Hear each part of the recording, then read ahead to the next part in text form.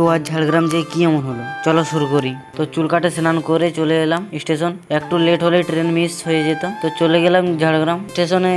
এসে গেছি, বেড়াতে বেড়াতে আমার চাবি পড়ে যায়, এই 3টার মধ্যে একটা ভাঙে যায়। তো স্টেশন থেকে হাঁটছিলাম, তো দেখছি একটা বন্ধু তোর গাড়িতে চেপে রোডের দিকে চলে যায়। এসে ও তো বাছাবাছি না করে ফট করে একটা জামা নিয়ে চলে যায়।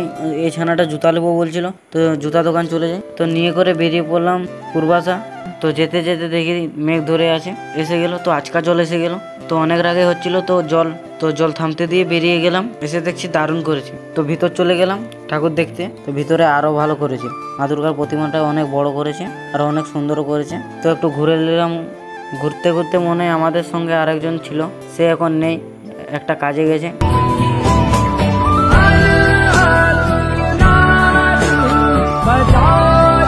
ভিতরে একটু বসবো বলে গেলাম, দেখছি চেয়ারে কেক আর পার্স ভুলে গেছে। তো আমরা তো চামাচ্ছা না, খুলে দেখলাম কি আছে। খুলতে দেখি 30 টাকা আর 10টা মতন চকলেট, একটা লিপস্টিক আছে।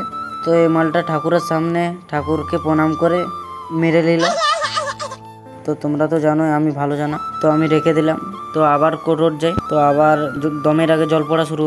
সাবস্ক্রাইবার ভাইদের সাথে দেখা হয়ে গেল। তো স্টেশন দিকে যেতে যেতে দেখি সে হারিয়ে যাওয়া ছেলেটা আসছে। तू बेबी पहले जा।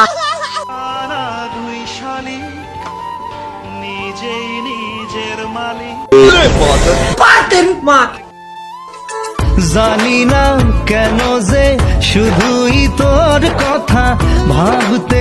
তো এবার ঘর যাই, তোমরা চ্যানেলটা সাবস্ক্রাইব করে দাও।